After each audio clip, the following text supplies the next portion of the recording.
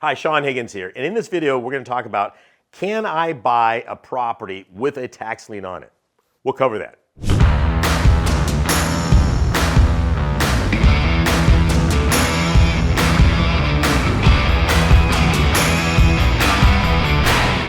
So, can I buy a house with a tax lien on it? In this video, I'm going to show you precisely not only that you can do that, but how to make money at it. The fact that you're watching this video tells me a lot about you. Not only are you curious, but you want to make money. In this video, I'm going to walk you step by step how finding a property with a lien on it is probably the best opportunity you and your family will ever see. You're going to absolutely love this. Not only that is, I'm going to show you how, using this very little known strategy, you can buy a property, say $200,000, and own it free and clear for pennies on the dollar. I'll cover all that. I got a great bonus for you at the very end. Stick around, I'll share that with you. All right, let's get right down to it. Can I buy a property that has a tax lien on it? Yeah. Okay, yeah, I want to do that. In fact, you could even be the one with the tax lien on it and convert it. We'll get to that later on. Right now, I want to start fundamentally. Let's break this down. Okay, can it be a tax lien? Can it be an IRS lien? There can be a lot of things. What there is there's a challenge. So I just talked to somebody about this. Oh, this is very tragic or what's going on. Well, it's either tragic or an opportunity. It depends on how you frame it, right? What do they say? How you frame it is how you live it. So I'm going to look at this and go, okay, these people are not paying their property taxes. Let's just go with that. Okay, so something's going on. What can I do to help the situation out? So I could go in there and say, hey, your property is going up for a tax sale. Okay, you're going to lose it. Okay, you owe $20,000 in back taxes on this property. I can help you out. Okay, one of the things I can do is sit there and say, let's just use an example of $250,000. So if this property is worth $250,000, and let's say they owe $30,000 in back taxes, it's a substantial amount. And well, why don't they just borrow the money? I don't know why they don't. This is the situation that's in. I see this over and over again, and trust me, 29 years ago in 10 months, I stopped asking that, okay? It doesn't matter how they got in the situation. We've got to find a solution that is a win-win. It's got to be a win-win for both parties. So I would approach it this way. Are you planning on paying the taxes? And if they say yes, you want to be blunt and say, how? Specifically, how are you going to pay the taxes? Because if they haven't paid them for 5 years, what's going to happen in the next 45 days before it goes to sale to make that go away? That's what I want to know. And they say, well, we're going to do this. Okay, let me do this. This is my information. I would be willing to not only pay your back taxes, but I would be willing to give you an additional, let's just use for this argument, $75,000 to sign the property over to me. Now, let me tell you something. We can do this, but we have to do this in the next 20 days. Otherwise, I can't do the deal. Now, why did I put 20 days in there? Because arbitrarily, you have to have a due date on this. Otherwise, they won't follow through. I can't do it after that. It's just, I can't do it. Now, I could do it up to 4 o'clock the day before the sale, but I don't want to wait till 4 o'clock. I don't do things in emergencies. What did John Maxwell say one time? You know, I'm never surprised when my house is on fire because I planned for it 30 days prior. Okay, I don't like emergencies, okay? So what I'll say is we got to do this in 20 days. So why would I give them $70,000? Because if the house, well, wait a second. If the house is worth $230,000 and there's $30,000 in back taxes and I pay him a $70,000, that means I paid $100,000 for the property. How many people, by show of hands, come on, put your hands up, would do a $100,000 property or $230,000 property for $100,000? I think you would. Hopefully your hand's up, or you need to go to another channel, because that means you're not my student, okay? Oh, by the way, if you did have your hand up, I want you to take your hand and click the I like this guy a whole lot, and you need to type in there, you are badass. You are such a cool person in the whole world, and it's gonna get you a house just by doing that. Somebody's gonna knock on the door and say, they're not gonna, but just do it anyways. All right, so let's think about this for a little bit. There's a couple of complications. Okay, I find this list, the property is coming up for tax sale. I've got to get a hold of this person before it goes to sale.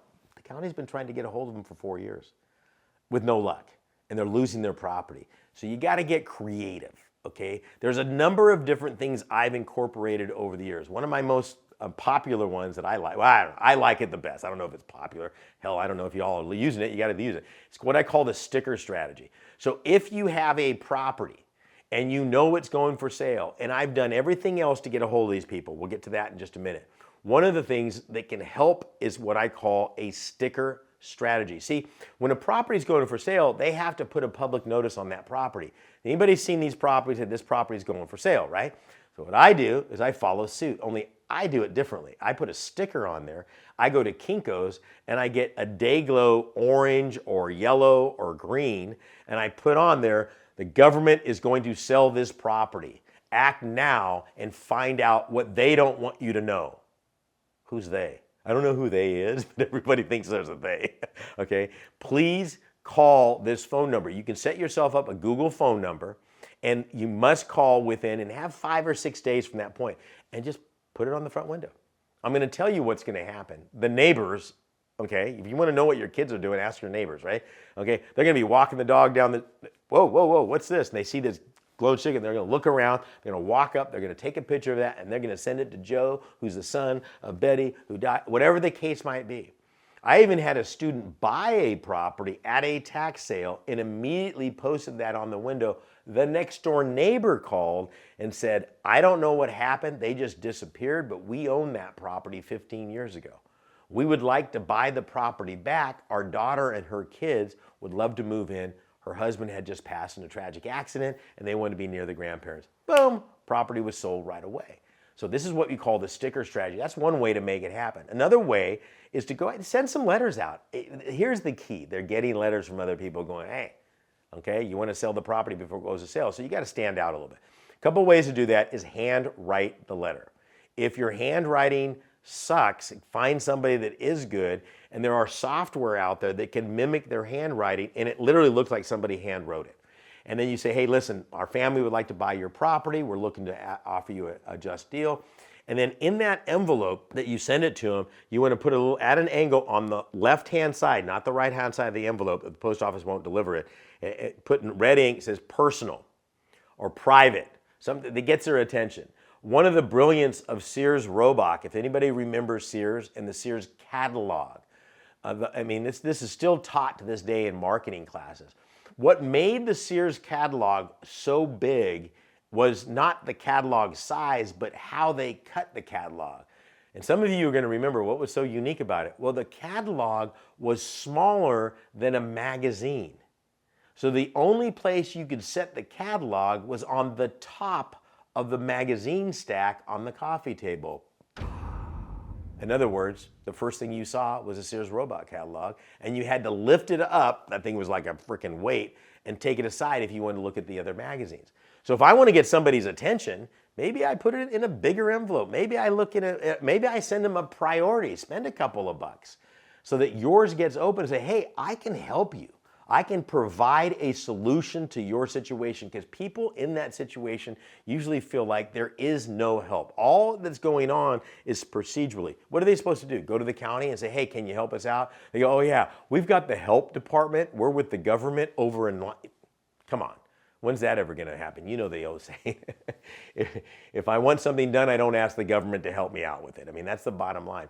So here are some techniques that you can do with a property that already has a lien. You avoid a sale, you avoid a lot of different things, and you're first in line in the property. And you know what you're doing?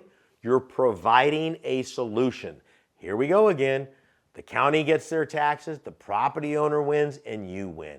Triple win all the way around.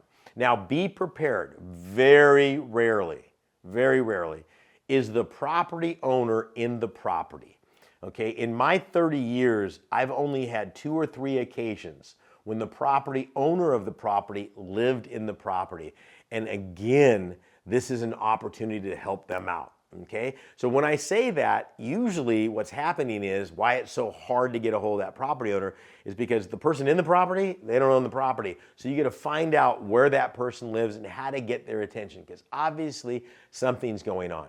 There have been several occasions that I've called somebody and they had no idea this was happening.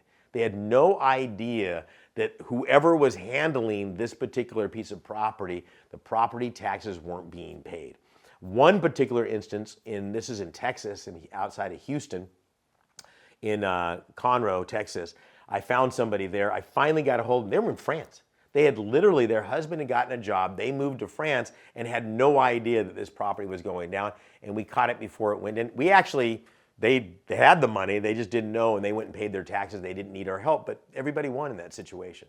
So it was a win-win. Now, there are a lot of things you need to be careful before you do this. Okay, I mean, this is very, very important. You don't want to just buy and do a contract when there's other liens and encumbrances. Now, there's about 5 or 6 things can be your pitfall. How do you avoid them? It's so easy. This is what you need to do right now. Go to higginsmethod.com. I've got a free course that I've just put together. It's your gift to you. It goes through all of the information you need to be successful at this strategy right here. I'll show you how to do that. God bless, good luck, and I'll see you on the other side.